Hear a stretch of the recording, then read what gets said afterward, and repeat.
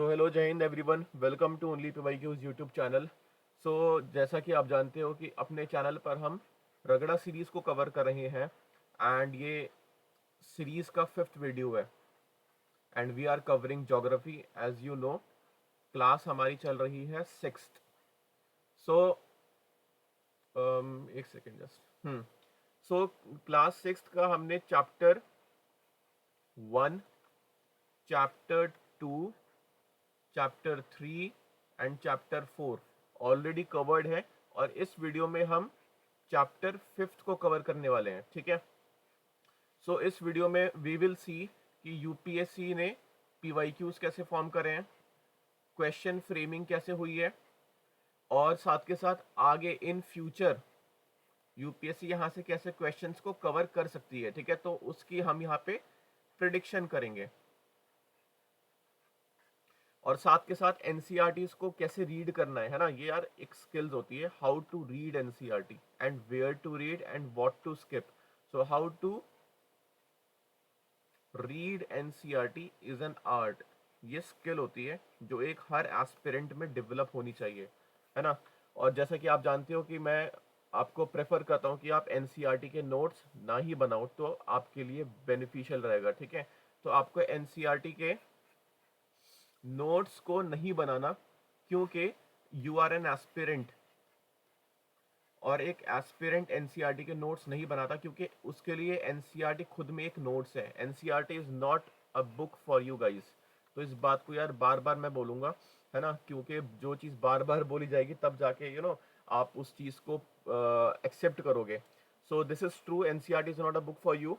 So NCERT is a notes, और notes के अगर हम नोट्स बनाने लग जाएं तो ये it's not a good deal. ये अपने लिए बहुत ज़्यादा सुसाइडल होगा एग्जाम में। सो मैं आपको बताऊंगा, मैंने जो 4 चैप्टर्स कवर करे हैं अभी, उसमें मैंने बताया भी है, देखो एनसीईआरटी से कैसे क्वेश्चन बनते हैं एंड क्यों एनसीईआरटी के नोट्स नहीं बनाने चाहिए। तो साथ के साथ हम पीवाईक्यूज वगैरह भी देखेंगे और एनसीईआरटी की डेप्थ में घुसेंगे। ठीक है, कि यूपीएससी किस नज़र से एनसीईआरटी को देखती है, उसका क्या पर्सपेक्टिव है, तो उसी पर्सपेक्टिव से हमें एनसीईआरटी को यहाँ पे कवर करना है। एंड साथ के साथ this is our only PYQs Telegram channel, आप इसको फॉलो कर सकते हो। यहाँ पर आपको पीवाईक्यूज मिल जाएंगे वेरियस एग्जाम्स यूपीएससी के। एट द सेम टाइम यहाँ पे एमसीक्यूज हम लगाते हैं which are completely NCERT based. इससे आपकी एनसीईआरटीज की प्रैक्टिस होती है एंड साथ ही साथ करंट अफेयर्स की यहाँ पे आपको डेली बेसिस पे current affairs as a quiz form में प्रैक्टिस के लिए मिल जाएंगे। सो इस चीज़ के लिए आप इस टेलीग्राम चैनल ओनली पीवाईक्यूज को फॉलो करो। इसका भी लिंक आपको नीचे वीडियो के डिस्क्रिप्शन बॉक्स में मिल जाएगा। And lastly this is our Pratham Astra initiative. सो जिनको प्रथम अस्त्र इनिशिएटिव के बारे में नहीं पता, तो मैंने इसका डेडिकेटेड वीडियो डाल रखा है। सो प्रथम अस्त्र is nothing but it is a completely PYQ based initiative, और यहाँ पर हमने 160 प्लस यूपीएससी पेपर्स को कंपाइल करा है। अब वो 160 प्लस पेपर्स कौन से हैं वो आप यहाँ पे लिस्ट चेकआउट कर सकते हो। This is a huge list. यहाँ पे आपको CDS, NDA, CAPF, CSC, geo scientist, combined SO, EPFO, APFC, various exam जो यूपीएससी कंडक्ट कराती है आपको एक ही जगह मिल जाएगा। और यहाँ पर आपको 15,000 प्लस पीवाईक्यूज मिलेंगे which are arrange topic wise. Clear है। सो इस चीज़ के लिए अगर आपको कोई भी रिगार्डिंग क्वेरी हो तो आप या तो मेरे टेलीग्राम चैनल पर क्वेरी डाल दो, अदरवाइज आप मेरे व्हाट्सएप नंबर पर मुझे मैसेज ड्रॉप कर सकते हो, 8860288368। तो ये मेरा दोस्त नंबर है, आप इसमें मुझे मैसेज ड्रॉप कर सकते हो। ठीक है, सो अपने चैनल अपनी वीडियो पे शुरू करते हैं एंड चैप्टर है हमारा chapter 5th and this chapter name is major domains of the earth. ठीक है, एंड मैं होप कर रहा हूँ कि आपने या तो एनसीईआरटी को ओपन कर लिया होगा बुक में या फिर आप पीडीएफ फॉर्म में मेरी तरह पढ़ोगे, और जो जो इंपॉर्टेंट एरियाज हैं उनको हम मार्क करते हुए चलेंगे। सो यार वीडियो स्टार्ट करते हैं, कम ऑन। ठीक है, हाँ तो दोस्तों यहाँ पर हम मेजर डोमेन्स अर्थ के देखने वाले हैं। ठीक है, सो यहाँ से first of all we will read यहाँ से, as you read in the first chapter, the earth is our only planet which has life. Human beings can live here because the life sustaining elements of land, water and earth are present on the earth. ठीक है, बहुत simple सा statement है। यहाँ पे कह रहे हैं कि हम जैसे फर्स्ट चैप्टर से रीड करते आ रहे हैं कि जो लाइफ सपोर्टिंग मैकेनिज्म है वो हमें सिर्फ अर्थ पे ही मिलता है ना। सो दैट्स वाई जो ह्यूमन बींग्स हैं वो यहाँ पर रहते हैं। लाइफ सस्टेनिंग एलिमेंट्स आपको अर्थ, वाटर, लैंड, वाटर और एयर में प्रेजेंट होते हैं, ठीक है। अब वो कैसे हैं, जैसे फॉर एग्जांपल यहाँ पे अर्थ पे लिथोस्फेयर मिल जाएगा, एटमॉस्फेयर मिलेगा और हाइड्रोस्फेयर, तीनों ही चीज़ें आपको अर्थ प्लैनेट पे मिल जाएंगी। अब ये lithosphere, atmosphere, hydrosphere, I am assuming आप इस इन कीवर्ड से अवेयर हो गए, बट स्टिल इसको हम कवर करेंगे। सो the surface of the earth is a complex zone in which three main component of the environment meets, ठीक है। तो जो अर्थ का जो पूरी अर्थ है वो काफी जोन्स में क्या है, डिवाइडेड है, ठीक है। जैसे फॉर एग्जांपल कुछ एरिया इसका लैंड है, कुछ एरिया इसका वाटर है, एंड इसका पूरा जो अपर है वो है एटमॉस्फेयर।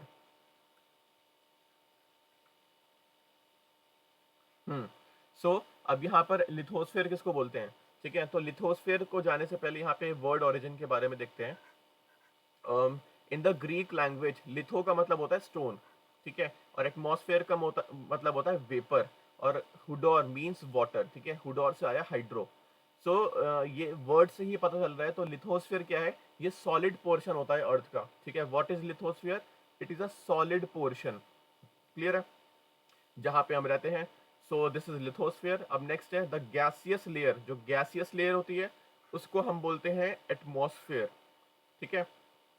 और इसी गैसियस लेयर में आपको सारी गैसेस मिल जाएंगी। फॉर एग्जांपल ऑक्सीजन जो होता है 21%, नाइट्रोजन जो होता है 78%, और कार्बन डाइऑक्साइड अदर गैसेस जो होती हैं 1% बाय वॉल्यूम। सो ये सारा ही आपका इंक्लूड होता है एटमॉस्फेयर में, ठीक है। अब नेक्स्ट है हाइड्रोस्फेयर। अब हाइड्रोस्फेयर का मतलब होता है वाटर बॉडीज, ठीक है। तो अर्थ में जितनी भी वाटर बॉडीज हैं वो सारा हाइड्रोस्फेयर का पार्ट है।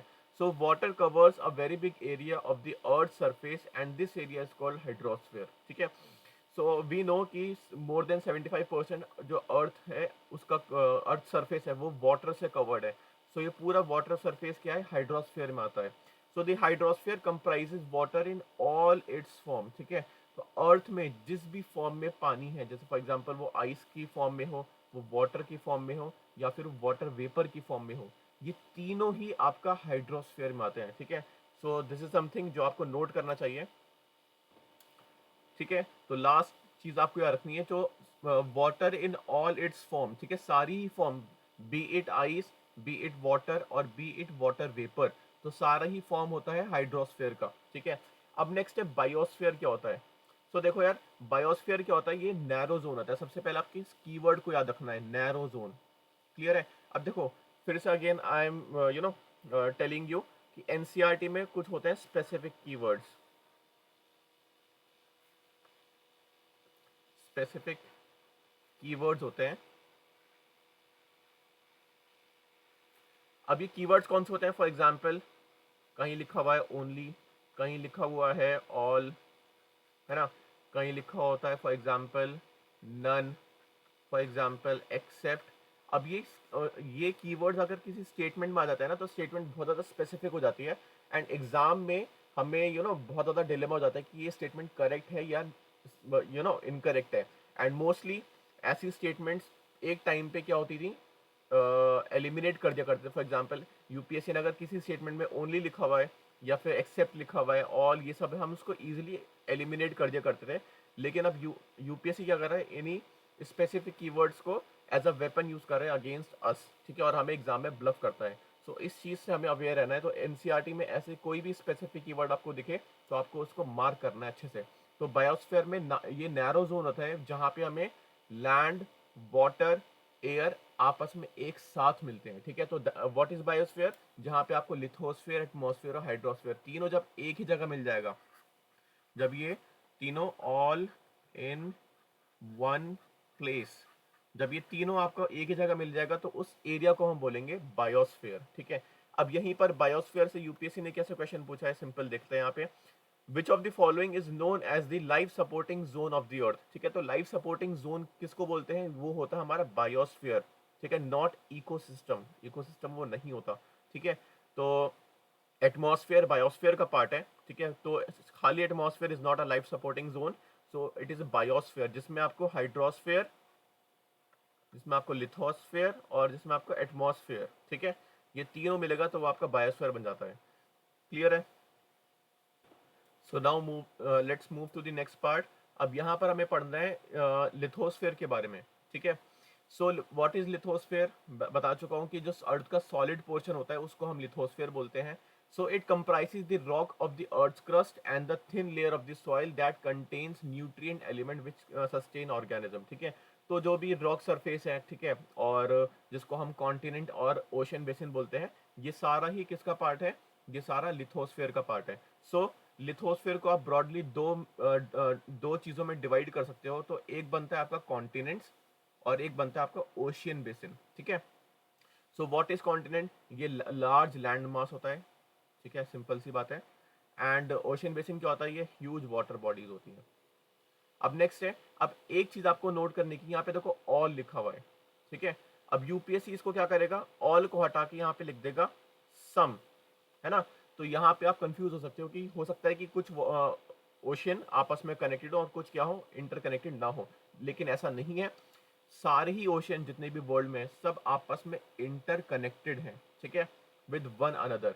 सो ये स्टेटमेंट को आपको याद रखना है, all the oceans of the world are connected with one another. Next है, are all land masses connected with one another. अब यहाँ पे लैंड मास का बोला है, तो आप मुझे कमेंट सेक्शन में बताना क्या लैंड मास आपस में कनेक्टेड है। तो इसका मुझे आप कमेंट में आंसर करोगे, ठीक है। अब नेक्स्ट है, the level of sea water remains same everywhere. अब देखो यहाँ पे सेम एवरीवेयर, ये बहुत ज़्यादा स्पेसिफिक की वर्ड है, दैट्स वाई मैंने इसको रेड कलर से मार्क कर रखा है। सो मोस्टली आप देखोगे मेरी एनसीईआरटी बुक्स में जो भी मैंने रेड कलर से मार्क कर रखा है ना, तो वो स्पेसिफिक की वर्ड है मोस्टली।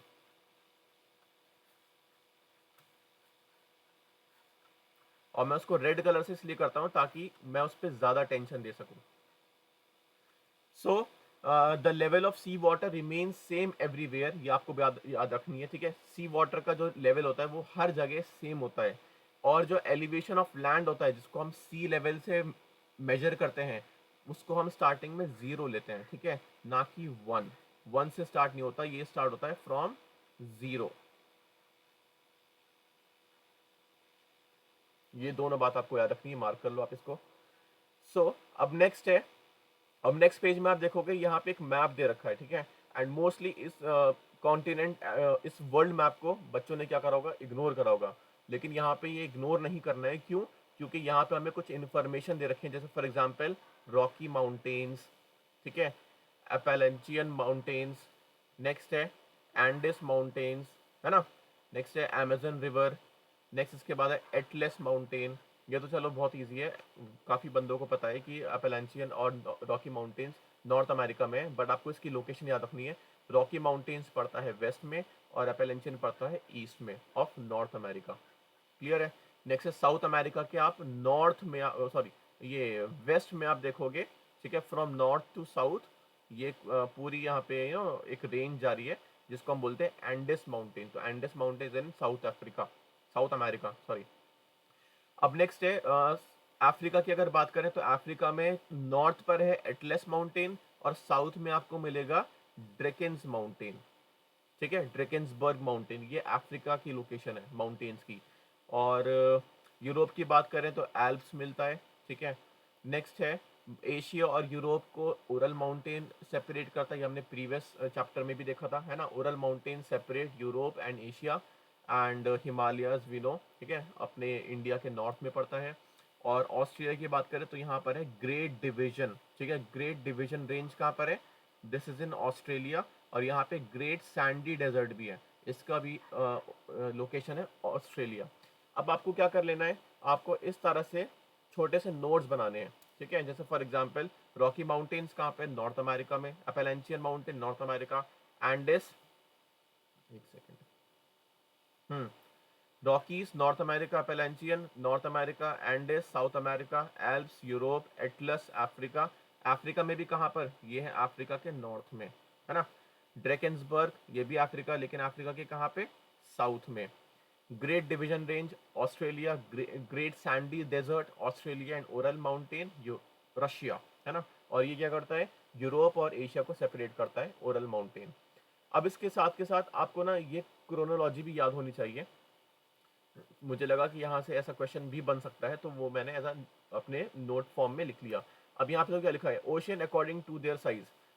वी नो अपने ओशियन कितने हैं, मेजर ओशियन 5 है ना। तो इसकी अगर क्रोनोलॉजी पूछ ले यूपीएससी, ठीक है, और जो कि पूछ रखी भी है, सो वो आपको पता होना चाहिए। फॉर एग्जांपल सबसे बड़ा ocean we know it is Pacific, इसके बाद आता है अटलांटिक, फिर उसके बाद आता है Indian ocean, then southern ocean, उसके बाद आता है आर्टिक ओशियन। अब इसकी अगर आप निमोनिक बनाओगे तो वो बनता है पैसा, ठीक है, क्या बनता है, पैसा, PAISA। बस एक चीज़ याद रखनी है, अटलांटिक पहले है और आर्टिक बाद में है, तो इस निमोनिक को आप याद रखना, ठीक है। एंड नेक्स्ट है, you should also know continent according to their chronology in terms of population and size दोनों, ठीक है, दोनों की आपको क्रोनोलॉजी पता होनी चाहिए। नेक्स्ट है जैसे अब यहाँ पे साइज की क्रोनोलॉजी देखते हैं, ठीक है, एशिया सिंपल सबसे बड़ा है, उसके बाद आता है साइज में अफ्रीका, देन नॉर्थ अमेरिका, फिर साउथ अमेरिका, फिर अंटार्कटिका, फिर यूरोप एंड देन ऑस्ट्रेलिया, ठीक है। तो इन टर्म्स ऑफ साइज ऑस्ट्रेलिया सबसे छोटा है। अब इन टर्म्स ऑफ पॉपुलेशन देखते हैं, अगेन एशिया और यहाँ पे एशिया फर्स्ट था, यहाँ पर भी एशिया फर्स्ट है, ठीक है। अगेन अफ्रीका सेकंड है, ठीक है। तो यहाँ तक तो देखो सेम है, एशिया अफ्रीका, यहाँ पर भी एशिया अफ्रीका। अब नेक्स्ट है, अब थर्ड पे आ जाता है यूरोप, ठीक है। इन टर्म्स ऑफ साइज वो था second last, Europe in terms of size is second last, and population के टर्म्स में ये है थर्ड। एक सेकंड में सबको रिवाइज कर लूंगा। सो अब नेक्स्ट है, फोर्थ पे है नॉर्थ अमेरिका एंड फिफ्थ पे है साउथ अमेरिका, क्लियर है। सो आपको ये चीज़ याद रखनी, नॉर्थ अमेरिका और साउथ अमेरिका दोनों सीक्वेंस में है, भली साइज की बात करें या फिर हम पॉपुलेशन की बात करें, ठीक है। तो पहले नॉर्थ अमेरिका आता है, देन साउथ अमेरिका आता है, उसके बाद आता है ऑस्ट्रेलिया, देन लास्ट में आता है अंटार्कटिका। अंटार्कटिका ऑब्वियसली, अंटार्कटिका में इतना ज़्यादा एक्सट्रीम टेम्परेचर होता है, तो वहाँ पे पॉपुलेशन सबसे ज़्यादा कम होगी, एंड इवन पॉपुलेशन है नहीं वहाँ पे, बस रिसर्च स्टेशन है, वो हम आगे देखेंगे। एंड ऑस्ट्रेलिया ये अगर साइज की बात करें तो लास्ट है बिल्कुल, एंड पॉपुलेशन की अगर भी बात करें तो वो सेकंड लास्ट है ना। तो ये देखो क्रोनोलॉजी आपको याद होनी चाहिए, मैं साथ के साथ आपको बताता जा रहा हूँ कि एनसीईआरटी भले ही देखो चैप्टर 6 कवर कर रहे हैं, लेकिन कैसे क्वेश्चंस बन सकते हैं, है ना। तो सिर्फ पढ़ना नहीं है, साथ के साथ क्वेश्चंस कैसे फ्रेम हो रहे हैं ये देखना है, और आगे कैसे फ्रेम हो सकते हैं ये भी बताना है मुझे, है ना। तो इस चीज को अपने बुक में मार्क करते चलो। सो अब नेक्स्ट है, अब जैसे हम लिथोस्फीयर की बात कर रहे थे, तो वहाँ पे माउंट एवरेस्ट का जिक्र होगा, है ना। माउंट एवरेस्ट क्या अपना हाईएस्ट माउंटेन है, जिसकी हाइट है 8848, ठीक है। अब आपको पता है कि जो माउंट एवरेस्ट है,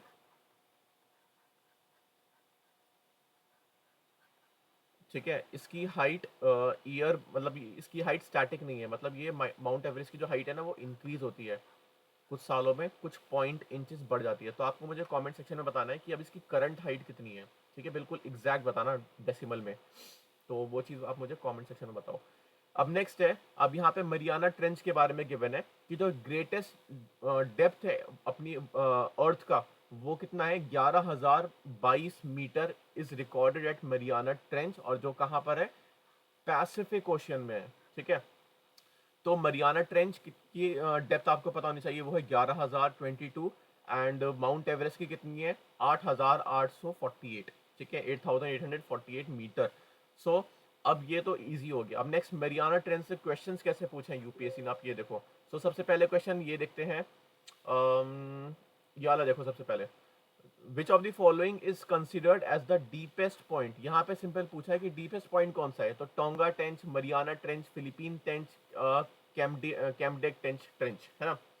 तो इसका आंसर सिंपल है, मरियाना ट्रेंच, सिंपल। अब देखो आपको क्या करना है, जब भी आप देखो पीवाईक्यू सॉल्व करा करो ना, तो साथ के साथ जो टोंगा ट्रेंच है, फिलीपीन ट्रेंच है, नेक्स्ट है करमाडी ट्रेंच है, ठीक है, इनकी लोकेशंस कहाँ पर है, ये कौन से ओशियन में लाई करते हैं, ये आपको पता होना चाहिए, है ना। तो ये होता है साथ के साथ ब्रेनस्टॉर्मिंग करना और फर्दर ऑप्शंस को एनालाइज करना। सो अब नेक्स्ट है, Mariana trench is located in the ocean floor of. अब यहाँ पे पूछा है मरियाना ट्रेंच कौन से ओशन फ्लोर पे लाई करता है। अभी देखो यहाँ पे कितना स्मार्टली खेला यूपीएससी ने, तो अटलांटिक तो जाहिर सी बात है कट जाएगा इजिली, जस्ट मैं इसको कवर चेंज, अटलांटिक कट जाएगा, यहाँ पे लास्ट में भी अटलांटिक कट गया। अब यहाँ पर भी पैसिफिक दे रखा है, यहाँ पर भी पैसिफिक दे रखा है। अब यूपीएससी 2017 में और ज्यादा स्पेसिफिक हो गया था इंडिया एग्जाम में, जहाँ पे पूछा बताओ ईस्टर्न है या वेस्टर्न है, तो आपको याद रखना है Mariana trench western Pacific ocean में है। क्लियर है।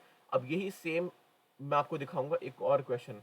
आप एक और क्वेश्चन यहाँ पर देखो, ये भी देखो कितना प्यारा मरियाना ट्रेंच पे क्वेश्चन बनाया है।